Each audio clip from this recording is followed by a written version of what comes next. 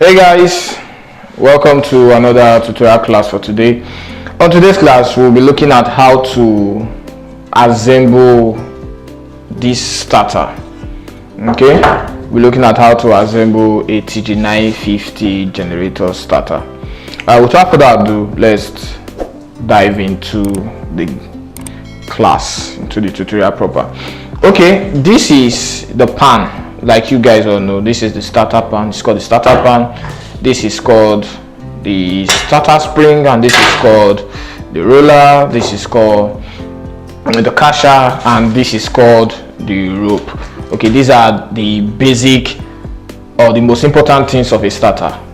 Okay, and this pan itself is used to, this is the icing on the cake entirely. This is used to cover this part of the starter. All right, let's go.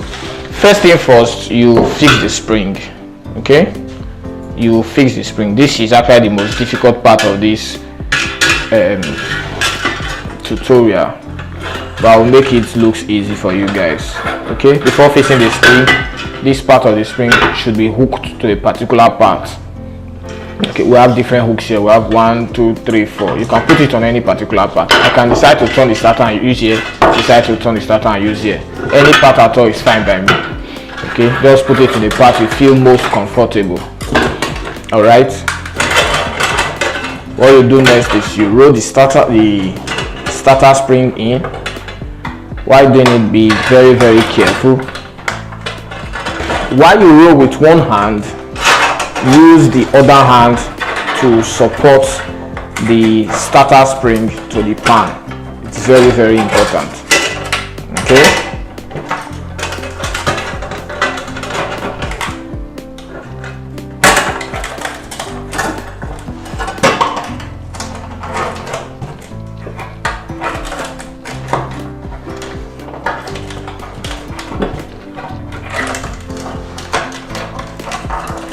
all right, we are almost there.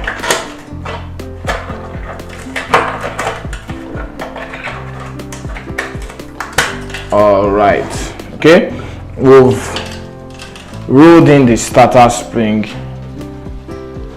with ease. What do you do next? If you don't have access to the grease, I'll be using the grease here to lubricate the spring a little, but if you don't have access to the grease, you can simply use your engine oil. It's very effective as well. This is to lubricate the spring, because the spring returns regularly while trying to pull. When you pull, it opens up and return back to position, so there is need for proper greasing. All right, that's done. What do we do next? We pick up the roller. This is the roller. This particular point of the roller fits into this point of the spring. Okay, this particular point of the roller fits into this point of the spring. This particular point, I'll say it multiple times for emphasis. But before doing that, you get the rope. You fix the rope, so it's going to be easy for you, because after fixing this and you try putting the rope, though you can still put it, not like you can't put it, you can put the rope, but it's going to be a little stressful for you. So you fix the rope first, so it's easy. You fix the rope first through this hole, insert into this hole, take it out from this part. So this is it. This is what I've done now. This is what I've done. So what you do next, you tie this particular point. Okay, take cognizance of how I knot it, of how I tie it. Is very important. This is to ensure that while you pull, the rope doesn't come out of this place. Okay, because if you don't tie it properly and you pull, the rope comes out from this and all effort is in vain. All right, after doing that, you put this through this point. Very essential, so you know you don't have to come back to this point. You don't have to come back fixing the rope. All right, let's go. Remember I was saying this particular point fits into this point of the spring. That's what you do. If you do that, it works out fine. If you don't do that, it doesn't work. So let's go. Okay, I think it's in already. Okay, it's in already. How do I know it's in? How do I know the spring connects to this rolling pan? It's because when I take it anti-clockwise, it returns.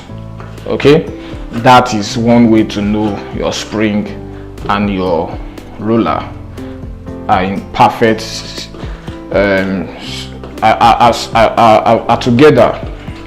Okay, now what do we do next? Let's take this rope and use it for this particular handle.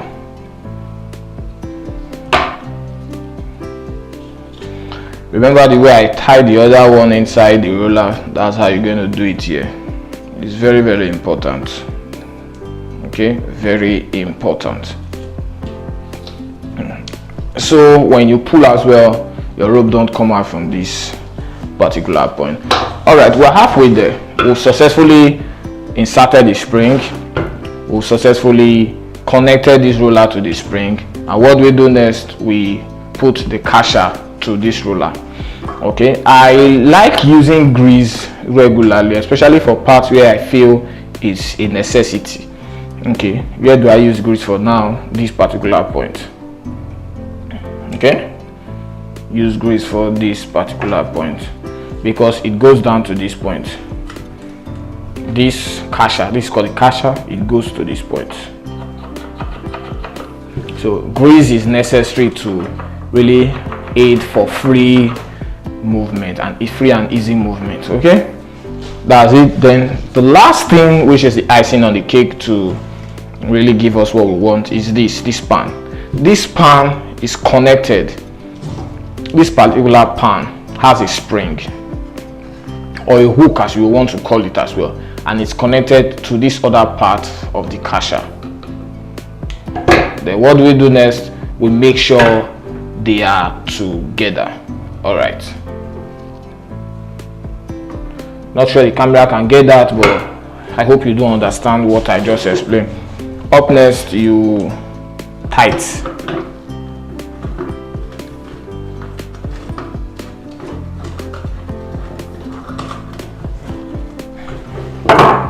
And then what we've done now is we've successfully fixed the entire component of the starter. But one last step is left now. That last step is to make this rope go inside and come out. It goes in and return, goes in, come out, just like that. Whatever statement you think is right there, just insert it into it. But basically, we need to make this rope start functioning. So what do we do? This is it. We get the rope. You see how long it's outside. Then we take a little of it inside, so we have a good length to do what we want to do. So now we use the rope anti-clockwise. After hooking it to this particular point, we take it anti-clockwise. Anti-clockwise means to your left, so we take it to our left. Okay, to our left, that's 2, and the third time. Okay, then what we'll do after taking it 3 times, we take it off the hook. We take it off the hook, and this time we let it go. We let it go. Okay, you see, we've been able to do the starter rope. At least it's been able to come out and go in as it should be. But there's a little issue. The entirety of the rope has not gone in. So what do we do again? We still look for the hook. Okay, we look for the hook, and then we rotate anti-clockwise. But this time we are going once because the rope is quite short. We are going just once, and then we leave it. Okay. What we've done now is we've successfully assembled a starter from scratch. Okay, now you can fix this starter to your TG950 generator and it will work out fine. Okay, just a little something I just noticed. This has not entirely gone in, right? But we want it to go in entirely. We'll pull out a little, then we'll go one more time. This time around it should good. See? Okay, so we've successfully fixed and assembled a starter for a TG950 generator. If you haven't subscribed to this channel, please do subscribe to this channel and share this link to friends and family. Please do well to turn on the notification bell as well, so when other videos are posted on this channel, you are among the first to see it. Till we meet in our next class, it's goodbye from us.